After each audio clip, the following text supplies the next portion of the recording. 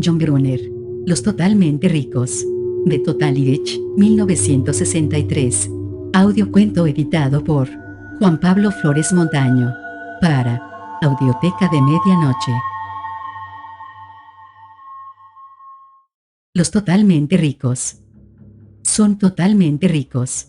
Usted nunca oyó hablar de ellos porque son las únicas personas en el mundo lo suficientemente ricas como para comprar lo que desean, una vida completamente privada.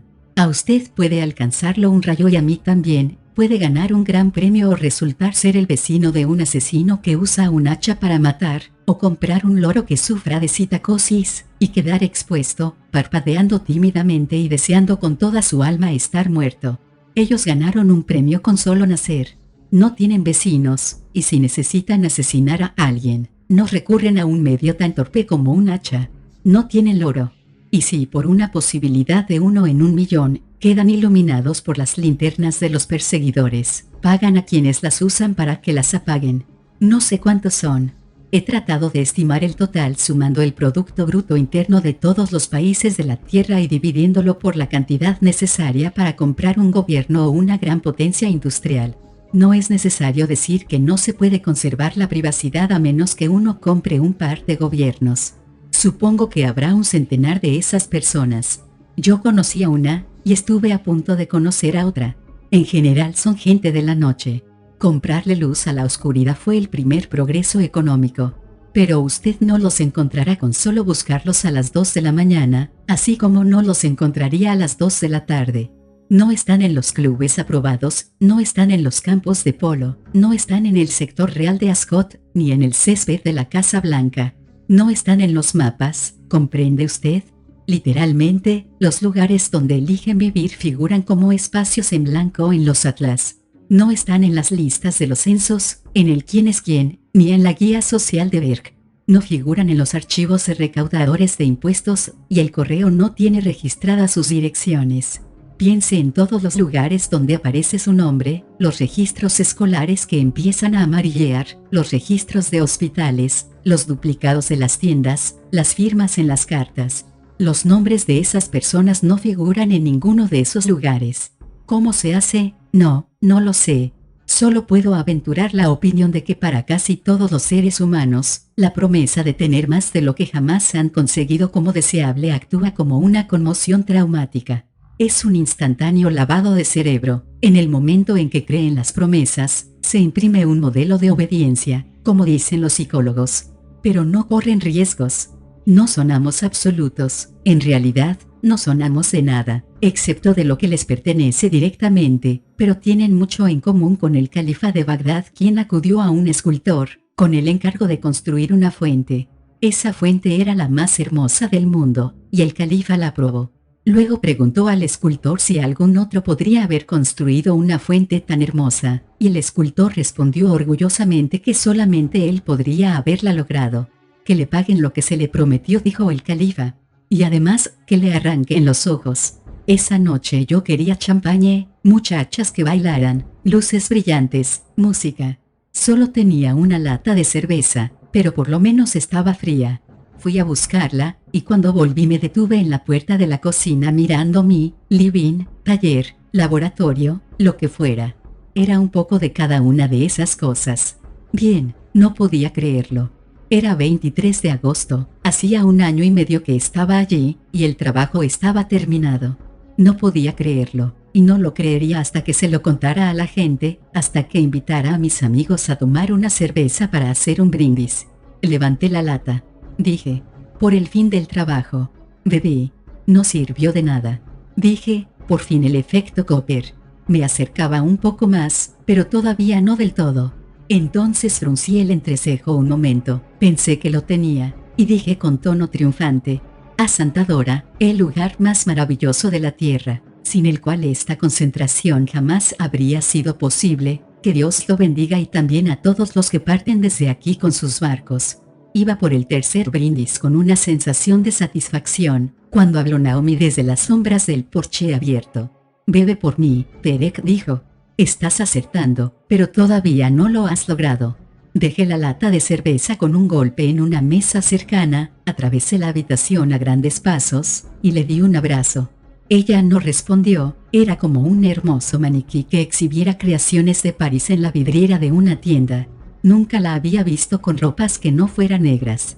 Y esa noche llevaba una blusa negra de seda cruda con pantalones negros ajustados que se afinaban al llegar a las sandalias negras. Su cabello, de color trigo pálido, sus ojos, azules como zafiros, su piel, luminosa bajo el glorioso bronceado, siempre habían sido tan perfectos, que parecían irreales. Yo nunca la había tocado antes. A veces, despierto durante la noche, me había preguntado por qué ella no tenía compañero.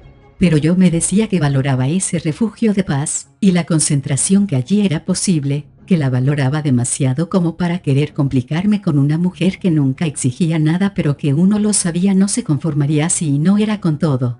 He terminado, dije, con un ademán. Ha llegado el milenio. Por fin lo logré.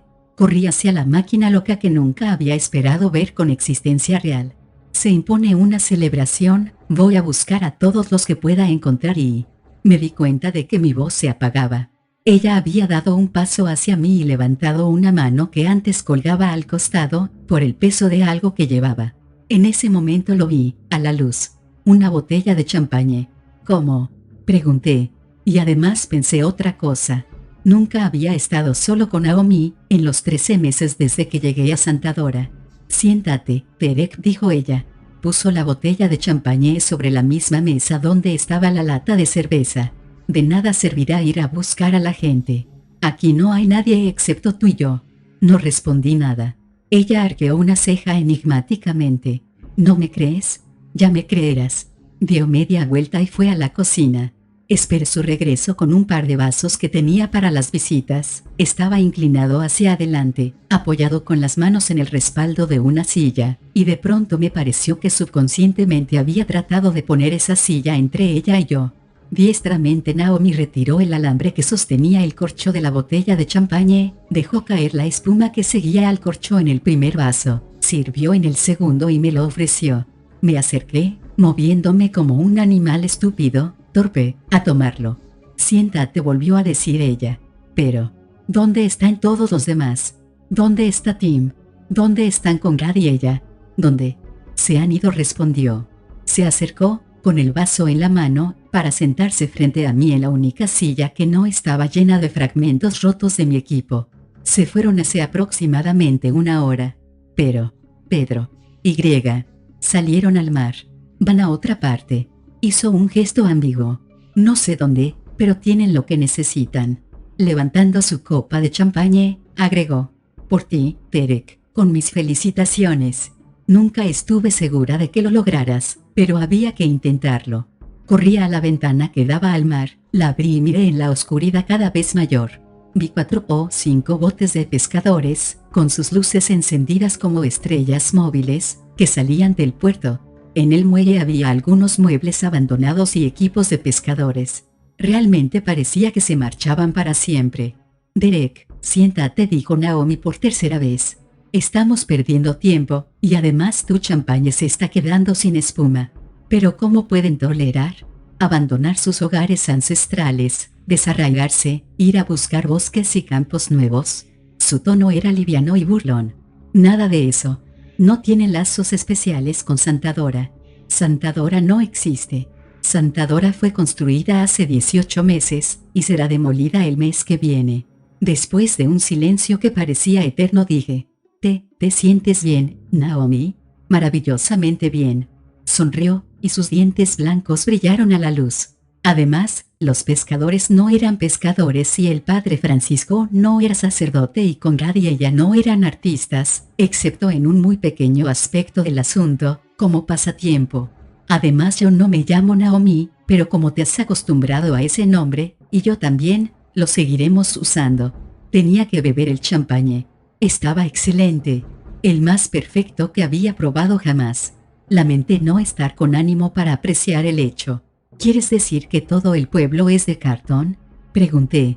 Una especie de colosal, digamos, decorado de película.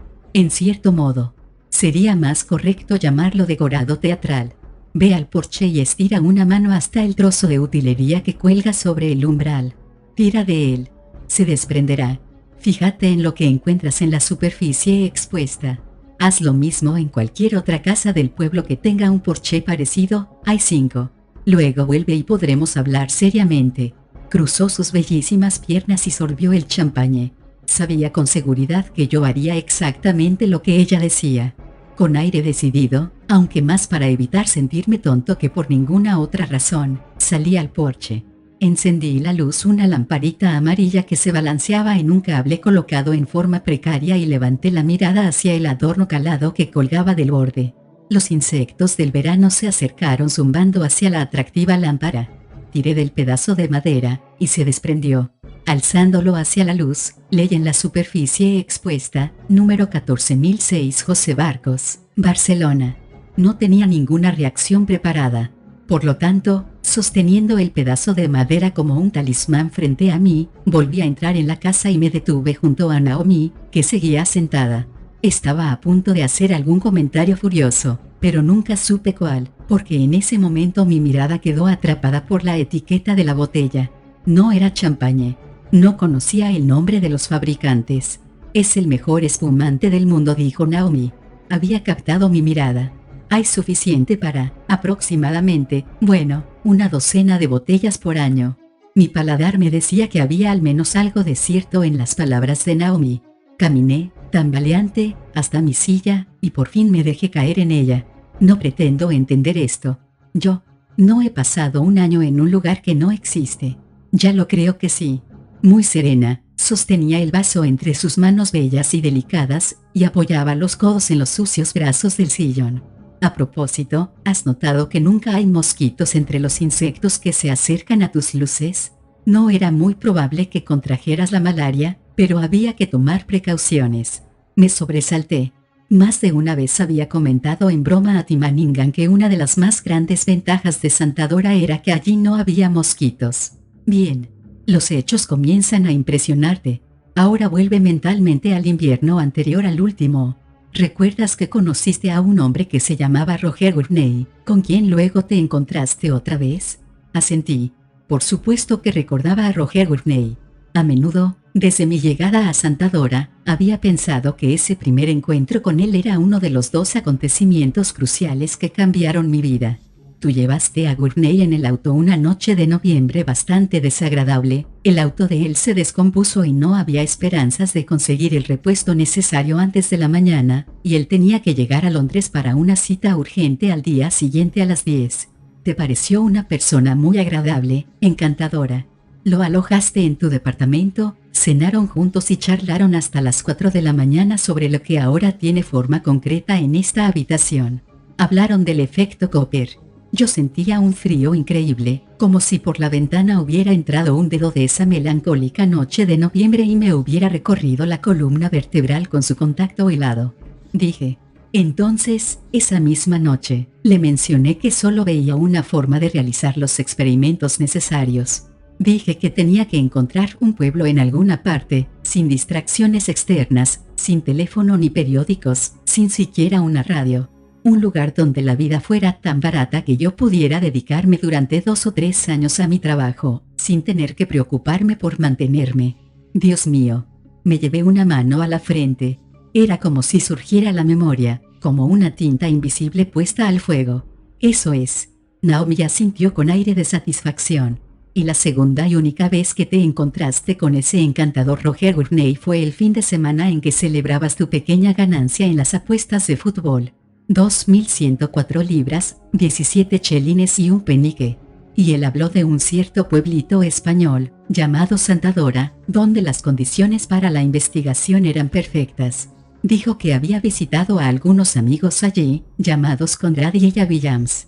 La posibilidad de que tus sueños se convirtieran en realidad ni se te había ocurrido, pero después de haber tomado unas cuantas copas con Gurney, te pareció extraño no haber hecho ya tus planes. Di un golpe tan fuerte con el vaso en la mesa, que podría haberlo roto. Dije con dureza. ¿Quién eres tú? ¿Qué es este juego? No es un juego, Derek. En ese momento se inclinaba hacia adelante, con sus ojos azules como joyas fijos en mi cara. Es un asunto muy serio. Y tú también estás comprometido en él. Puedes decir honestamente que si no fuera por tu encuentro con Roger Gurney, y por haber ganado esa modesta suma de dinero, estarías aquí, o en cualquier parte, con el efecto Cooper transformado en realidad. Después de una larga pausa en que evoqué un año entero de mi vida, respondí: no, debo ser honesto. No podría decirlo. Entonces esta es la respuesta a la pregunta que hiciste hace unos momentos. Dejó el vaso en la mesa y sacó una pequeña cigarrera del bolsillo de los ajustados pantalones. Soy la única persona del mundo que quería poseer y usar el efecto Cooper. Ninguna otra persona podría haberlo obtenido, ni siquiera Derek Cooper. Toma uno de estos cigarrillos. Extendió la caja, con solo abrirla se llenó el aire de una fragancia que me pareció desconcertante. El cigarrillo que tomé no tenía marca, la única clave con respecto a su origen era un leve rayado en el papel, pero en cuanto exhalé el humo por primera vez supe que, como el vino, era el mejor del mundo. Ella observó mi reacción, divertida. Me relajé parcialmente, la sonrisa la convertía en alguien conocido. ¿Cuántas veces había visto su sonrisa así, en ese mismo lugar, o con mucha más frecuencia en casa de Timo de Conrad? Yo deseaba el efecto Cooper, repitió. Y ahora lo tengo. Un momento. Entonces quiero alquilarlo. Se encogió de hombros como si el asunto fuera básicamente superficial. Después de que lo haya alquilado, es y será tuyo para siempre. Has conseguido eso, pero, por ciertas intervenciones en claves, digamos, para mí sería solo una teoría. Un juguete intelectual. Pero, aún así, no te pediré que me lo alquiles por una suma razonable. Por el uso de esa máquina para un fin muy específico, te pagaré tanto durante el resto de tu vida, que puedes hacer absolutamente cualquier cosa que te dicte tu fantasía. Toma. Arrojó algo al aire. Yo no sabía dónde lo había tenido escondido y lo atrapé reflexivamente. Era una billetera larga y angosta de cuero suave y blando, con un cierre relámpago en el borde. Ábrela. Obedecí. Adentro descubrí 1, 2, 3 tarjetas de crédito a mi nombre, y una chequera con mi nombre impreso en los cheques. En cada una de las tarjetas decía algo que nunca había visto antes, una sola palabra sobreimpresa en rojo. La palabra era ilimitado. Volví a ponerlos en la billetera. Se me había ocurrido dudar de que lo que ella decía fuera cierto, pero la duda se esfumó de inmediato. Sí, Santadora había sido creado para permitirme trabajar en condiciones ideales. Sí, era obra de ella. Después de lo que había dicho sobre Roger Gurney, no me quedaban posibilidades de dudar. De manera que podía ir a Madrid, entrar en una agencia, y salir manejando un Rolls Royce, ir al banco con el auto y hacer un cheque por 1.000.000 de pesetas y cobrarlas, si el banco tenía tanto dinero en efectivo. Siempre mirando la billetera, corriendo el cierre para abrirla y cerrarla mecánicamente, dije: muy bien. Eras la única persona que quería el efecto. ¿Quién eres? La persona que podía obtenerlo. Soltó una risita irónica y sacudió la cabeza. Sus cabellos ondearon alrededor de su rostro como alas. No te molestes en hacer más averiguaciones, Derek. No responderé porque las respuestas no significarían nada. Guardé silencio un momento. Luego, finalmente, como no tenía otros comentarios que hacer, agregué: al menos debes decirme por qué querías lo que yo podía darte.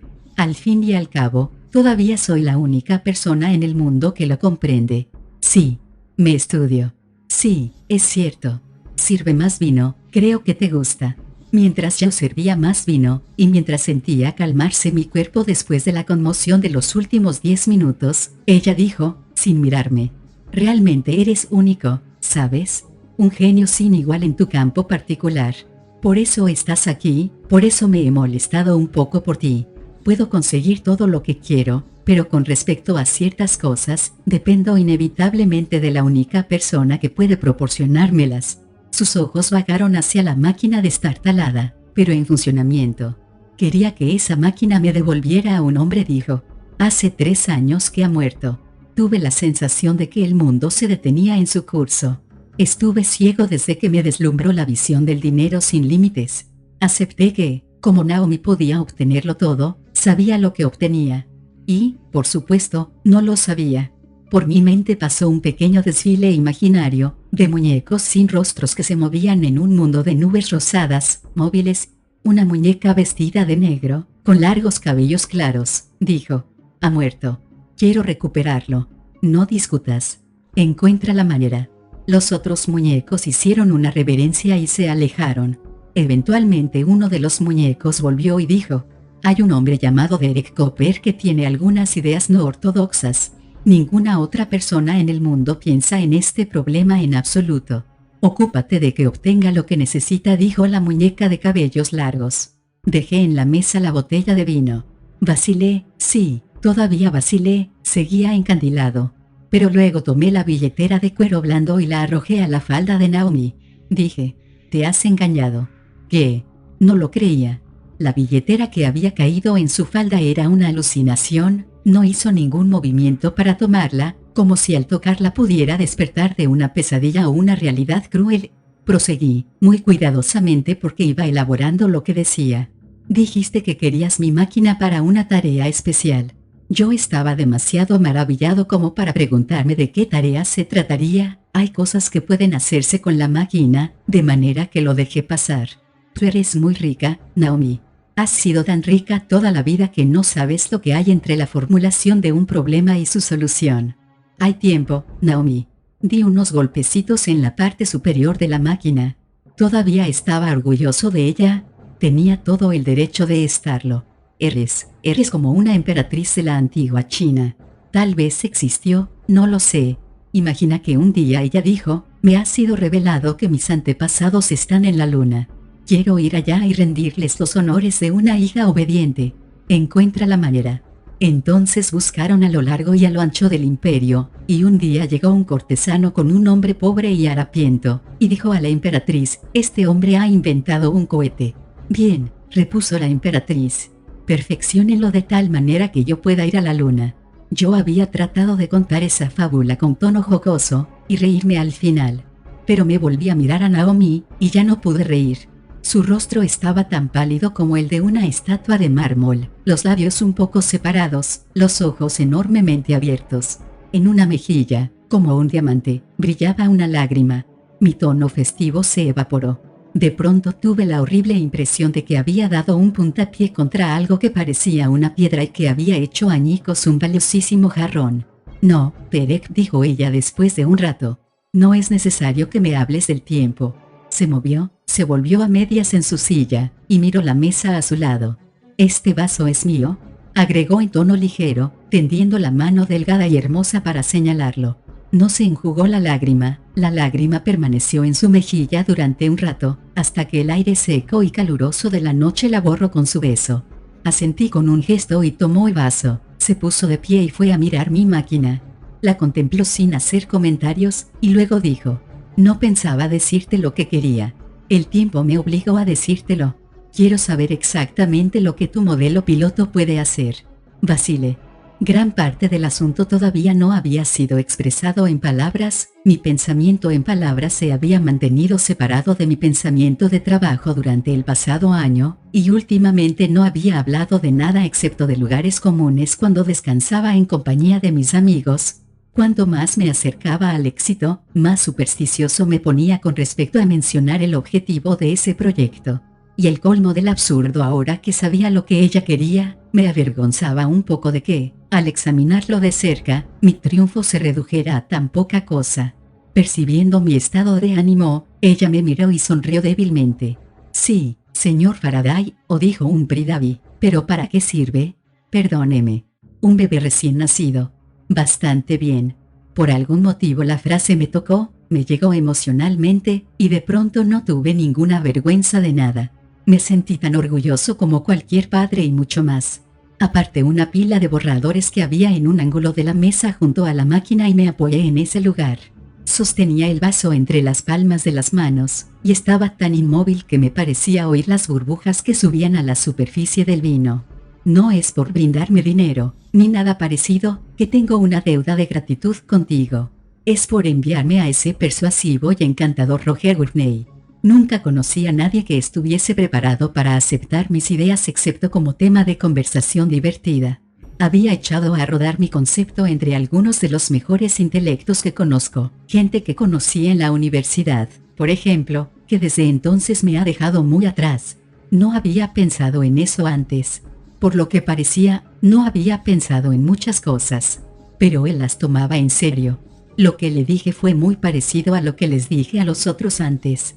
Había hablado del espacio alrededor del cual se define un organismo vivo comportándose como se comporta, como un móvil. Por eso tengo uno aquí, señalé, alzando el brazo, y, como si yo la hubiera ordenado, entró una brisa por la ventana abierta y movió los paneles de metal colgantes en el ángulo medio en sombras en el otro extremo de la habitación. Chirriaron un poco al moverse. Últimamente yo había estado demasiado ocupado como para acordarme de aceitar los soportes. Fruncí el entrecejo, y al hacerlo puse en tensión los músculos de la frente, hasta darme dolor de cabeza, pero no podía evitarlo. Debe haber una interrelación total entre el organismo y su entorno, incluidos, especialmente, los organismos parecidos a él. El autorreconocimiento fue una de las primeras cosas con las que chocaron al construir simulacros mecánicos de los seres vivos. No lo planearon, construyeron tortugas mecánicas con lucecitas en la parte superior y un simple impulso de búsqueda de la luz, y al poner el animal frente a un espejo, parecía reconocerse a sí mismo. Este es el camino, no el armado deliberado, pieza por pieza, de un hombre, sino el intento de definir la forma misma como el intento que el hombre mismo define al reaccionar con otras personas. Bastante simple. Pero puede uno proyectar un trillón de informaciones, almacenarlas, etiquetarlas a tiempo, traducirlas para su reproducción como, bien, ¿como qué? A mí no se me ocurre nada. Lo que tú quieres es... Me encogí de hombros, vacié mi copa, y me puse de pie. Tú quieres el efecto Cooper, terminé. Mira, toma esto. De un pequeño estante que había sobre la máquina tomé un disco chato y translúcido del tamaño de una moneda de un penique, pero más grueso. Para manejarlo usé una llave que introduje en un agujero en el centro con tanta exactitud que sostenía el peso por fricción. Se la tendí a Naomi. Me temblaba la voz, porque era la primera prueba al azar que hacía. Toma esto. Es para que lo manipules, frota tus dedos sobre él, apriétalo suavemente por los lados chatos, enciérralo en tu mano. Ella obedeció. Mientras lo tenía en la mano, me miró. ¿Qué es? Es un cristal artificial piezoeléctrico. Bien, suficiente. Vuelve a ponerlo en la llave, no quiero confundir las lecturas tocándolo yo mismo. No fue fácil volver a deslizar el disco en la llave, y ella hizo 2 falsos intentos antes de tomarme la mano para que lo colocara bien. Sentí una vibración a través de sus dedos, parecía que todo su cuerpo cantaba como un instrumento musical. Ahí está, dijo ella con tono neutro. Devolví el disco a la máquina. Con todo cuidado lo trasladé de la llave a un pequeño lugar en la parte superior de la pantalla. Se deslizó hacia abajo como un disco que cae en la bandeja. Durante los 2 segundos que eso tardó en suceder no respiré. Luego apareció la reacción. Estudié cuidadosamente las lecturas en los diales. No eran perfectas. Me sentí un poco desilusionado. Esta primera vez había esperado un resultado perfecto. Sin embargo, era extraordinariamente aproximado, considerando que ella apenas había tenido el disco entre sus manos durante 10 segundos. La máquina dice que eres de sexo femenino, delgada, de cabellos rubios y probablemente de ojos azules, potencialmente artística, no acostumbrada al trabajo manual, con un cociente intelectual que oscila entre 120 y 140, que estás bajo un intenso estrés emocional. Su voz cortó la mía como un látigo. ¿Cómo sé que la máquina te dice eso, y no tus propios ojos? No levanté la mirada. Dije. La máquina me está diciendo qué cambios se produjeron en ese pequeño disco de cristal cuando lo tocaste. Lo estoy leyendo como una especie de gráfico, en todo caso, mirando el dibujo en los diales e interpretándolos en palabras. ¿Te dice algo más? Sí, pero me temo que debe de haber un error en alguna parte. La calibración fue un poco vaga, y habría que completarla con una buena muestra estadística de, digamos, 1000 personas de todo tipo. Me reí forzadamente mientras me apartaba de la máquina. Ya ves, dice que tienes de 48 a 50 años, y eso es ridículo a simple vista. Ella permanecía muy quieta. Recorrí toda la distancia hasta la mesa que había junto a ella, para volver a llenar mi vaso, antes de darme cuenta de lo inmóvil que estaba. Con la mano en el cuello de la botella, la miré fijamente. ¿Te pasa algo? Ella se estremeció y volvió de inmediato a la vida. Dijo con tono ligero.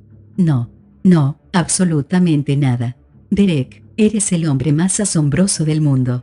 La semana que viene cumpliré 50 años. ¿Bromeas? Me pasé la lengua por los labios. Yo hubiera dicho, bien, 35 y sin hijos y muy cuidadosa de su aspecto. Pero no más. Ni un día más. Una cierta amargura pasó por su cara mientras hacía un gesto afirmativo. Es así. Yo quería ser hermosa. Creo que no hace falta que explique por qué. Quería seguir siendo hermosa porque era lo único que podía darle a alguien que tenía, como tengo yo, todo lo que es concebible desear. Entonces, me ocupé de eso. ¿Qué le sucedió a él? Tenía la intención de que no lo supieras. La respuesta fue serena y definitiva. Se relajó deliberadamente, estirando las piernas, y sonrió perezosamente. Su pie tocó algo en el suelo cuando se movió, y echó una mirada hacia abajo. ¿Qué? Ah, eso. Estiró la mano para recoger la billetera de cuero blando, que había caído de su falda cuando yo se la arrojé de vuelta y ella se levantó. Con la billetera en la mano, dijo, «Toma esto, Derek. Sé que ya te lo has ganado. Por accidente, por error, llámalo como quieras. Has probado que puedes hacer lo que yo esperaba». La tomé, pero no la puse enseguida en mi bolsillo. La retuve en mis manos, haciéndola girar distraídamente.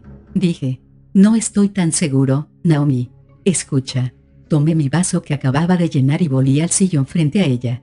Lo que me propongo en última instancia es poder deducir al individuo por las huellas que deja. Tú lo sabes, ese es el sueño que le conté a Roger Gurney. Pero entre ahora y entonces, entre el simple análisis superficial de un material especialmente preparado y recorrer, pieza por pieza, 10.000 objetos afectados no solamente por el individuo en cuestión, sino por muchos otros, algunos de los cuales probablemente no pueden encontrarse para identificar y destruir su influencia extraña y después procesar los resultados para lograr un tono coherente, puede haber años, décadas, de trabajo y estudio, 1000 huellas falsas, 1000 experimentos preliminares con animales. Habrá que inventar nuevas técnicas enteras para emplear los datos producidos. Suponiendo que obtengas tú, tu análogo de un hombre, ¿qué harás con él?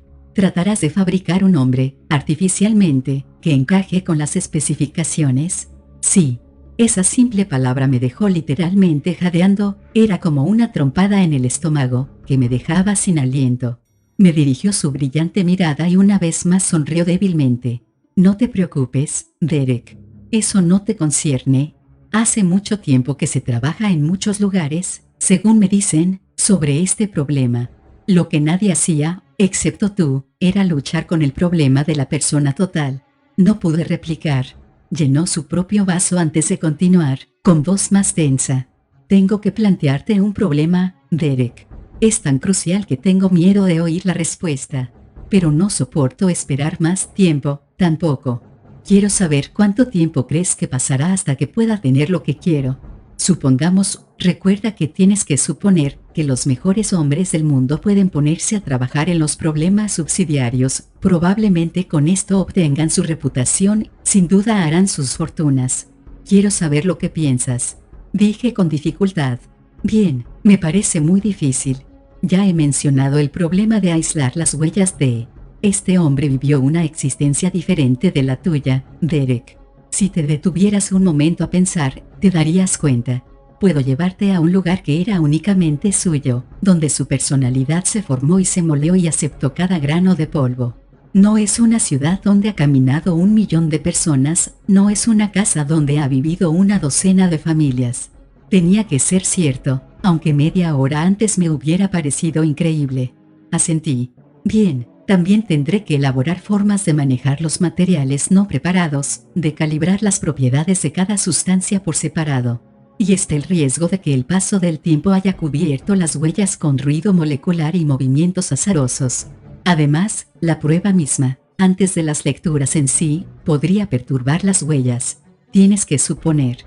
Trato de repetir pacientemente que los mejores hombres del mundo se ocuparán de los asuntos laterales.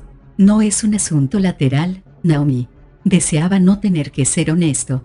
Ella se sentía herida por mi insistencia, y yo comenzaba a pensar que, a pesar de todo lo que uno podía envidiarle, ya había sufrido mucho. Es simplemente un hecho que hay que enfrentar. Bebió el vino hasta la última gota y dejó la copa sobre la mesa. Con aire pensativo dijo, Creo que sería correcto decir que el objeto que una persona más afecta, más directamente, es su propio cuerpo. Si el solo hecho de manipular tu pequeño disco revela tanto, ¿cuánto más deberá revelarse a través de las manos mismas, los labios, los ojos? Respondí, incómodo. Sí, por supuesto. Pero es difícilmente practicable procesar un cuerpo humano. Ella respondió. Tengo su cuerpo. Ese silencio fue terrible. Un estúpido moscardón, gordo como una bala, golpeaba contra la pantalla de la lámpara en el porche, y otros insectos zumbaban, también, y se oía el ruido lejano del mar. Sin embargo, había un silencio de tumba. Por fin ella prosiguió.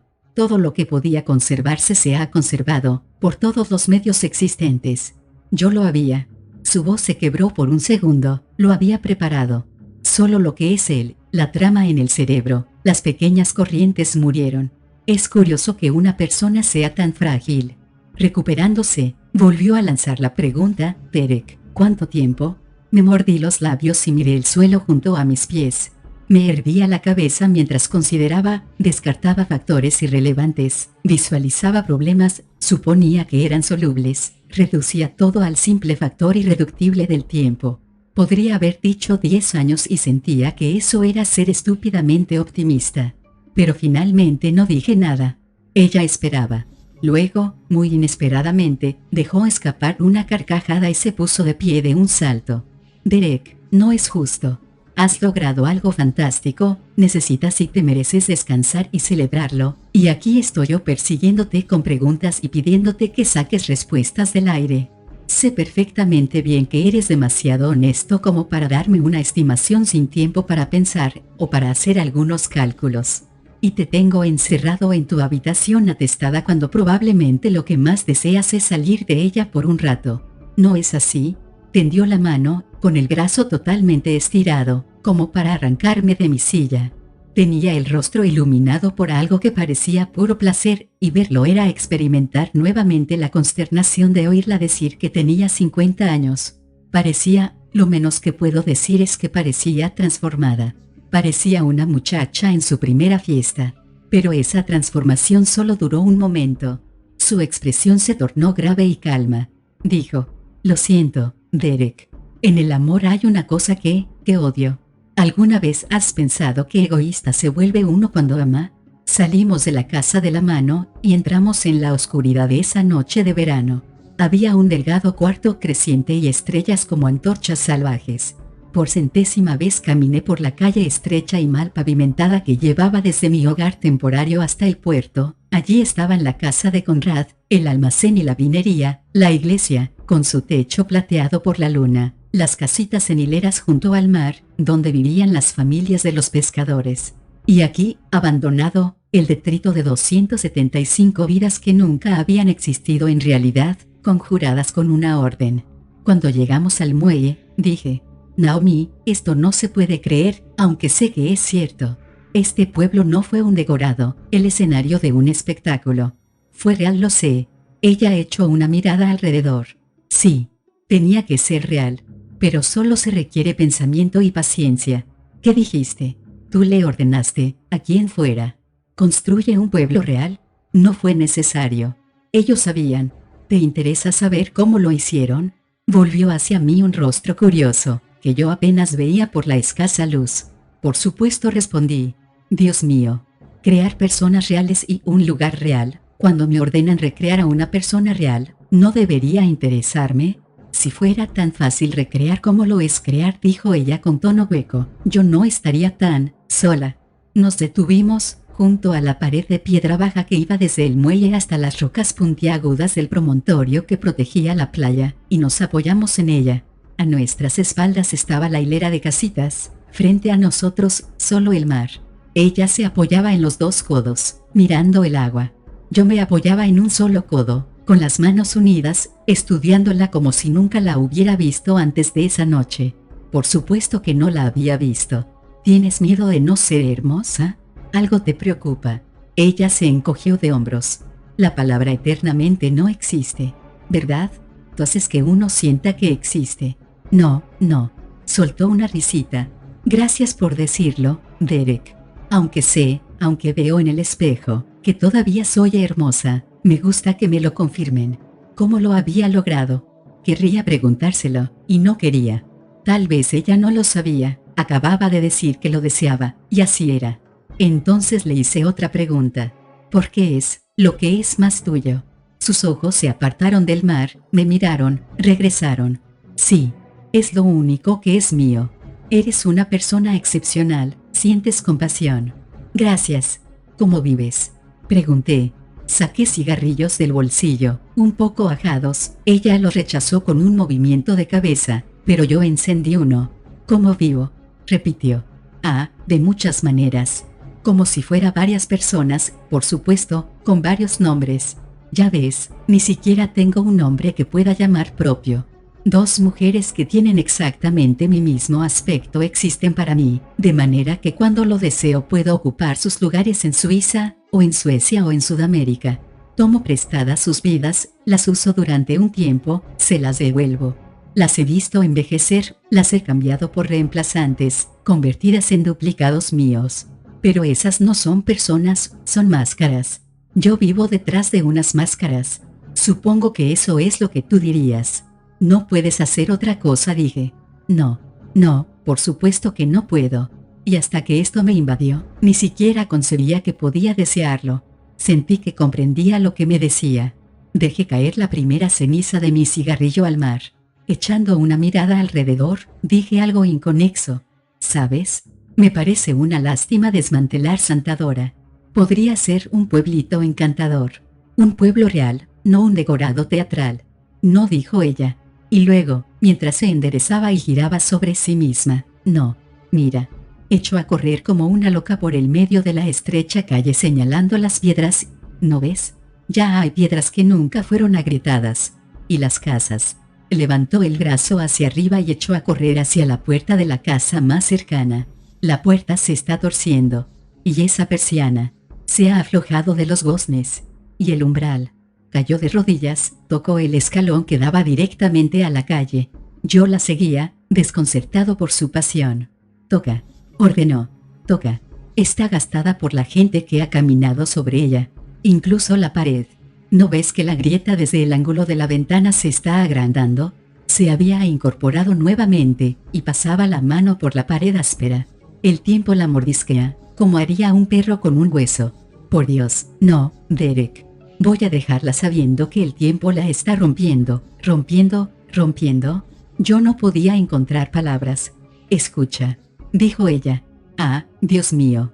Escucha. Se había puesto tensa como un ciervo asustado, con la cabeza inclinada. No oigo nada, dije. Tragué saliva. Como si retiraran los clavos de un ataúd, dijo.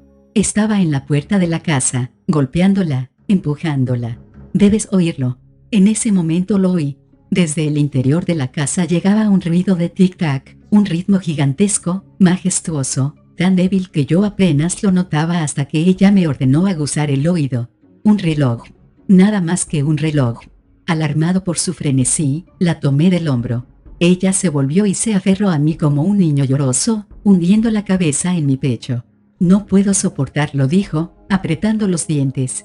La sentía temblar. Vamos, murmuré. Si te hace tanto daño, vamos. No es eso lo que quiero. Seguiría escuchando. ¿No entiendes? Se echó un poco hacia atrás y levantó los ojos para mirarme. Seguiría escuchándolo. Sus ojos se empañaron, y toda su atención se centró en el reloj que había adentro de la casa. Tic-tac, tic-tac, por Dios, es como estar enterrado vivo. Vacilé un momento. Luego dije, muy bien, yo lo arreglaré. Vete un poco hacia atrás. Obedeció. Levanté el pie y di un golpe con toda la suela del zapato en la puerta. Algo se quebró, me dolió la pierna hasta el muslo por el impacto. Volví a hacerlo, y saqué la puerta de su quicio. Se abrió bruscamente, y nuevamente se oyó el tic-tac, fuerte y claro. Iluminado por un rayo de luna, frente a la puerta, se veía el reloj mismo. Un alto reloj de pie, más alto que yo, con su péndulo que brillaba con cada balanceo. Recordé una frase de un antiguo y macabro negro espiritual. Se oyen los martillazos en el ataúd de alguien. De pronto fue tan fúnebre para mí como para Naomi. Crucé la habitación a grandes pasos, abrí violentamente la puerta de vidrio del reloj y detuve el péndulo con rapidez. El silencio fue un alivio como el agua fría cuando uno tiene mucha sed. Ella se acercó con desconfianza, mirando fijamente la cara del reloj como si estuviera hipnotizada. Me llamó la atención que no llevara reloj de pulsera, nunca la había visto llevarlo. «Hazlo desaparecer», dijo. Seguía temblando. «Por favor, Derek, no quiero verlo más». Dejé escapar un silbido, echando otra mirada al viejo monstruo. «No será tan fácil. Estos relojes son pesados. Por favor, Derek». Me asustaba la urgencia de su voz. Me dio la espalda, mirando hacia un rincón del cuarto. Como todas esas casas atestadas, imitación de casas antiguas, esta solo tenía 3 habitaciones, y la habitación donde nos hallábamos estaba llena de muebles, una gran cama, una mesa, sillas, un arcón. Si no hubiera sido por eso, presentí que ella habría corrido a esconderse a un rincón. Bien, podía intentarlo. Estudié el problema y llegué a la conclusión de que sería mejor ir por partes. «¿Hay una lámpara?», dije. «Trabajaría mejor si tuviera luz». Naomi murmuró algo inaudible, luego se oyó el ruido de un encendedor, y una llama amarilla se transformó en un resplandor constante que iluminó la habitación. El olor a querosene me llegó a las fosas nasales. Puso la lámpara en una mesa donde la luz me iluminaba y llegaba al reloj. Retiré las pesas y las guardé en mi bolsillo. Luego saqué un destornillador del bolsillo de mi chaqueta y ataqué los tornillos en los ángulos de la cara del reloj. Como había esperado, al salir los tornillos fue posible quitar todo el mecanismo, con las cadenas colgando como cordones umbilicales, produciendo ruiditos raspantes al arrastrarlas sobre el borde de madera donde habían estado apoyadas. «Dame», murmuró Naomi, y me lo arrancó. Era una proporción sorprendentemente pequeña del peso del reloj entero. Salió corriendo de la casa a la calle. Un momento después oí un ruido. Me envolvió un estremecimiento de pena. Luego sentí ira contra mí mismo. Sin duda este no era un raro espécimen de antigua artesanía, sino un objeto de utilería. Como todo el pueblo, abracé la caja para tirarla hacia mí y eché a andar hacia la puerta. Había estado trabajando con el cigarrillo entre los labios, en ese momento el humo me molestaba los ojos, y lo escupí al suelo y lo aplasté. De alguna manera logré sacar la caja de la casa a la calle y arrastrarla hasta el malecón. Me detuve un segundo allí, limpiándome el sudor de la cara, luego me puse detrás del objeto y le di el empujón más violento que pude. Saltó por encima de la pared, dio una vuelta en el aire y cayó al agua. Miré hacia abajo, y de inmediato deseé no haberlo hecho. Parecía exactamente un ataúd oscuro flotando en el mar. Pero me quedé allí un par de minutos, sin poder apartar la mirada, debido a una poderosa impresión de que había realizado algún acto simbólico, que poseía un significado imposible de definir en términos lógicos, y que sin embargo era pesado, sólido, real como esa masa de madera que flotaba a la deriva. Regresé lentamente, sacudiendo la cabeza, y me encontré en la puerta de la casa, antes de prestar atención nuevamente a lo que había ante mis ojos. Luego me detuve en seco, con un pie en el escalón que Naomi había despreciado al ver que estaba gastado por los pies de los que pasaban.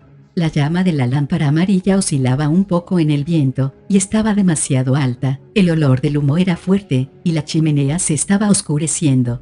Lentamente, como si disfrutara de cada movimiento, Naomi se desabotonaba la blusa negra que llevaba, mirando hacia la lámpara. La sacó de la cintura de los pantalones y se la quitó. El corpiño que llevaba era negro también.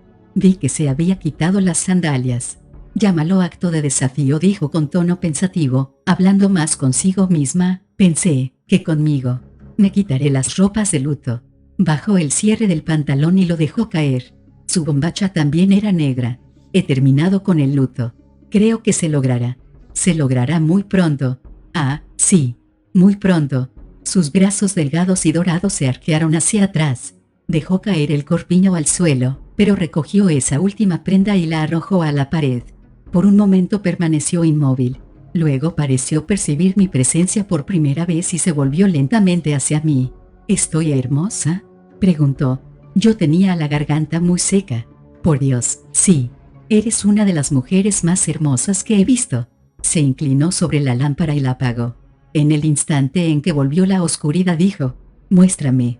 Y, un poco más tarde, sobre la tosca manta de la cama, y cuando yo había dicho 2 o 3 veces, Naomi, Naomi, volvió a hablar. Su voz era fría y distante. Yo no quería llamarme Naomi. Lo que había pensado era Niobe, pero no podía recordarlo. Mucho más tarde, cuando ya se había acercado tanto a mí, que parecía aferrarse a mi cuerpo en búsqueda de consuelo, de la existencia misma, rodeándome con los brazos y las piernas, bajo la manta porque la noche estaba fría, sentí que nuevamente sus labios se movían junto a mi oído. ¿Cuánto tiempo, Derek? Yo estaba casi perdido, nunca me había sentido tan vaciado de mí mismo, arrojado como un corcho a un océano tormentoso y golpeado por las rocas, apenas podía abrir los ojos. Dije con voz poco clara. ¿Qué? ¿Cuánto tiempo? Arranqué una última afirmación a mi mente fatigada, sin saber qué era ni preocuparme por ello. Con suerte murmuré, podría llevar menos de 10 años. Naomi, no sé. Y haciendo un verdadero esfuerzo, terminé, Dios mío, ¿me haces esto y esperas que luego pueda pensar? Pero eso era lo extraordinario. Había imaginado que estaba a punto de caer en la oscuridad, en el coma, de dormirme como un cadáver. En cambio, mientras mi cuerpo descansaba, mi mente se elevó a una zona más allá de la conciencia, a un punto privilegiado desde donde podía contemplar el futuro. Me di cuenta de lo que había hecho. De mi máquina elemental, experimental, saldrían una segunda y una tercera, yo lo sabía, y la tercera sería suficiente para la tarea. Vi y reconocí los problemas asociados, y supe que tenían solución.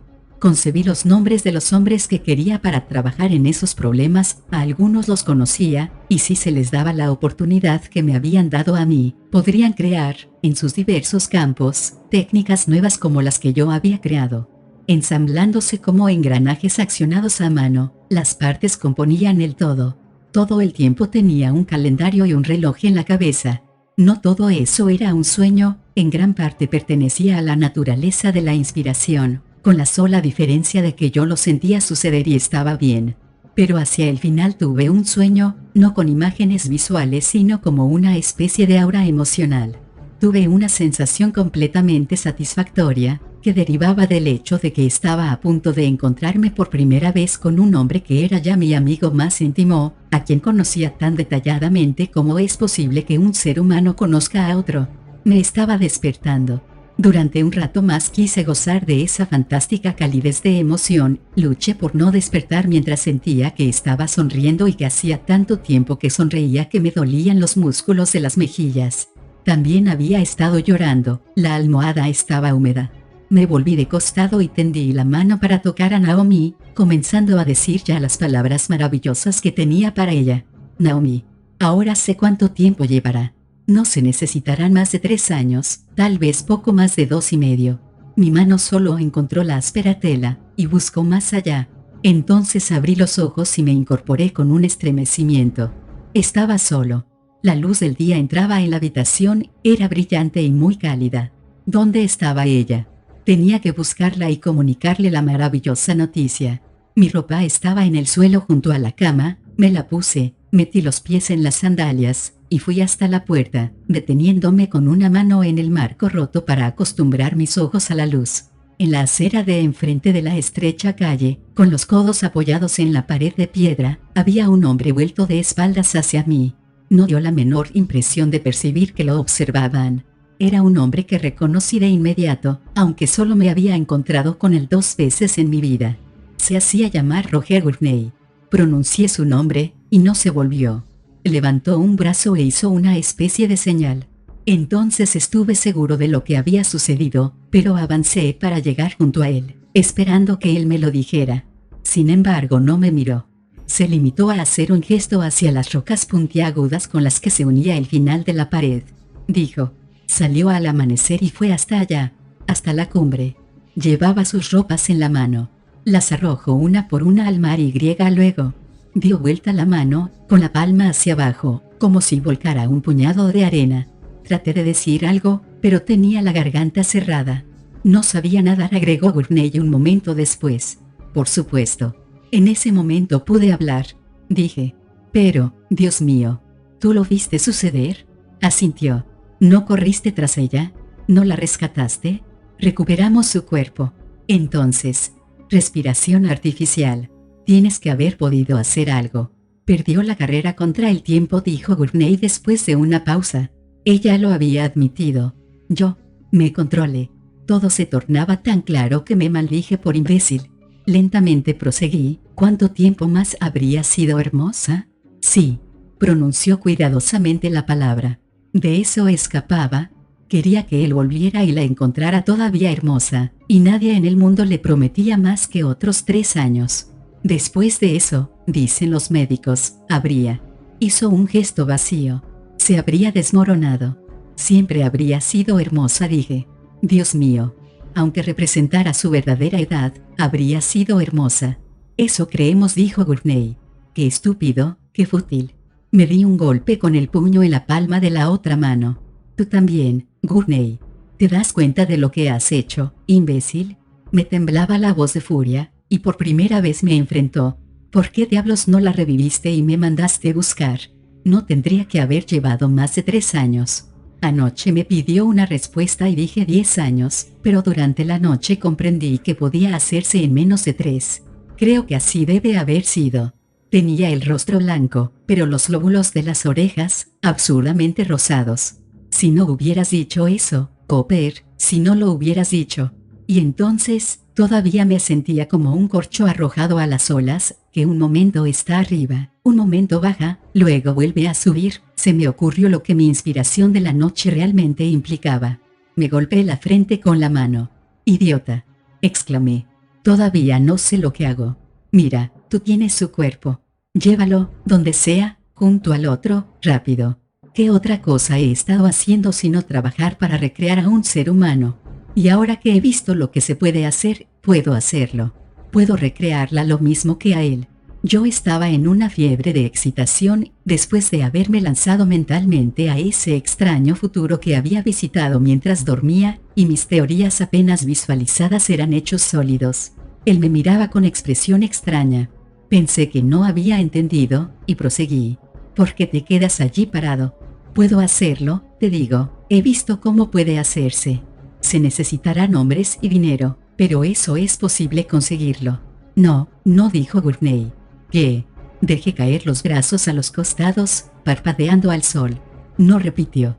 Se puso de pie, estirando los brazos acalambrados por haber estado tanto tiempo apoyados en la áspera parte superior de la pared. ¿No te das cuenta? Ya no es suyo. Ahora ya está muerta, y le pertenece a otra persona. Desconcertado, retrocedí un paso. Dije, ¿a quién? ¿Cómo puedo decírtelo? ¿Y qué significaría para ti si pudiera? Ya debes saber con qué clase de personas estás tratando. Me puse la mano en el bolsillo, buscando mis cigarrillos. Trataba de aclararlo para mí mismo. Ahora que Naomi estaba muerta ya no controlaba los recursos que podían traerla de vuelta. De manera que mi sueño era, un sueño. Ah, Dios mío. Yo miraba estúpidamente lo que mi mano había encontrado. No era mi paquete de cigarrillos sino la billetera de cuero que ella me había dado. Puedes guardarla, dijo Gurney. Me han dicho que puedes conservarla. Lo miré. Y supe. Muy lentamente corrí el cierre de la billetera. Saqué las 3 tarjetas plastificadas. Las doblé en 2, y el plástico se quebró. Las retiré y las dejé caer al suelo. Luego, uno por uno, arranqué los cheques de la libreta y los esparcí como papel picado sobre la pared, para que cayeran al mar. Él me miraba, y el color le volvía a la cara hasta que finalmente se puso muy rojo, de culpa, vergüenza, no sé. Cuando terminé, dijo con voz todavía inexpresiva. Eres un tonto, Cooper. ¿Con eso podrías haber comprado tus sueños? Le arrojé la billetera a la cara y me aparté. Había subido 10 escalones ciego de furia y dolor, cuando le oí pronunciar mi nombre y me volví. Tenía la billetera con las 2 manos, y sus labios se movían. Vete al carajo, Cooper. Ah, vete a la mierda. Yo me decía que la amaba, y que no podría haber hecho eso. ¿Por qué quieres hacerme sentir tan sucio? Porque lo eres, dije. Y ahora lo sabes. 3 hombres que no había visto entraron en mi casa, mientras embalaba la máquina. Silenciosos como fantasmas, impersonales como robots, me ayudaron a colocar mis pertenencias en mi auto. Me alegró su ayuda simplemente porque quería salir lo más rápido posible de esa imitación de pueblo. Les dije que dejaran las cosas que quería llevar conmigo en los asientos del auto, sin embalarlas. Entretanto, vi a Gurney que se acercaba a la casa y se detenía junto al auto, como si tratara de juntar coraje para hablarme nuevamente, pero lo ignoré, y cuando bajé se había ido. No encontré la billetera hasta llegar a Barcelona y examinar mis desordenadas pertenencias. Esa vez contenía 35.000 pesetas en billetes nuevos. Él simplemente la había arrojado en el asiento de atrás bajo una pila de ropas. Escuchen. No fue un largo espacio de tiempo lo que derrotó a Naomi. No fueron los 3 años ni los 10 años ni ningún número de años. Lo descubrí más tarde, demasiado tarde. De manera que el tiempo me derrotó a mí, también, como siempre nos derrota. No sé cómo murió su hombre, pero estoy seguro de que sé por qué ella quería recuperarlo. No porque lo amara, como ella misma creía, sino porque él la amaba a ella, y sin él, ella tenía miedo. No se necesitaban 3 años para recrearla a ella, ni siquiera se necesitaban 3 horas.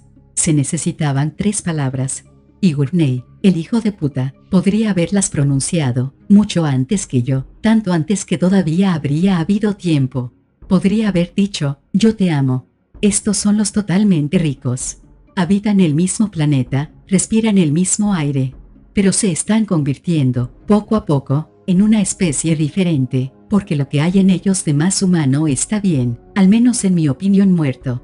Se mantienen aparte, como he dicho y, Dios mío, ¿no se sienten ustedes agradecidos por eso?